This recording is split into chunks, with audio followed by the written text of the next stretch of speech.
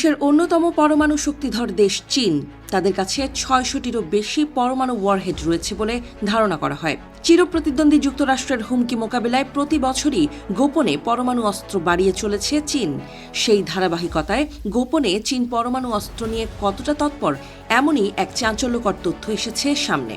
২০২২ সালে চীনের সিচুয়ান প্রদেশে ৩ গ্রামবাসী স্থানীয় সরকারি কর্মকর্তাদের কাছে অভিযোগ করেছিলেন যে কেন তাদের জমি কেড়ে নেওয়া হচ্ছে এবং ঘরবাড়ি থেকে উচ্ছেদ করা হচ্ছে।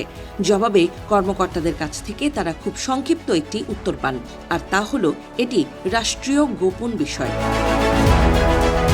মার্কিন সংবাদ মাধ্যম সিএনএন-এর এক অনুসন্ধানে দেখা গেছে, এই গোপনীয়তার কেন্দ্রে রয়েছে চীনের পারমাণবিক সক্ষমতা ব্যাপকভাবে বৃদ্ধির পরিকল্পনা। ওই ৩ গ্রামবাসীকে উচ্ছেদের ৩ বছর পর উপগ্রহ চিত্রে দেখা যাচ্ছে সেই পুরো গ্রামটি গুঁড়িয়ে দেওয়া হয়েছে। সেখানে চীনের সবচেয়ে গুরুত্বপূর্ণ পারমাণবিক অস্ত্র উৎপাদন কেন্দ্রের সহায়ক ভবন নির্মাণ করা হয়েছে। চীন গোপনে পরমাণু কর্মসূচির বিস্তার করেছে, এই অভিযোগ আগেই তুলেছিলেন মার্কিন প্রেসিডেন্ট ডোনাল্ড ট্রাম্প।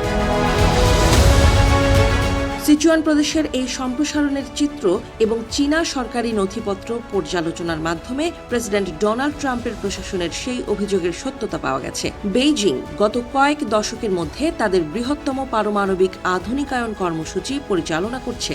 এর মধ্যে সবচেয়ে উল্লেখযোগ্য হল তোয়াংজিয়াং নদীর তীরে নির্মিত একটি বিশাল ও সুরক্ষিত গম্বুজ।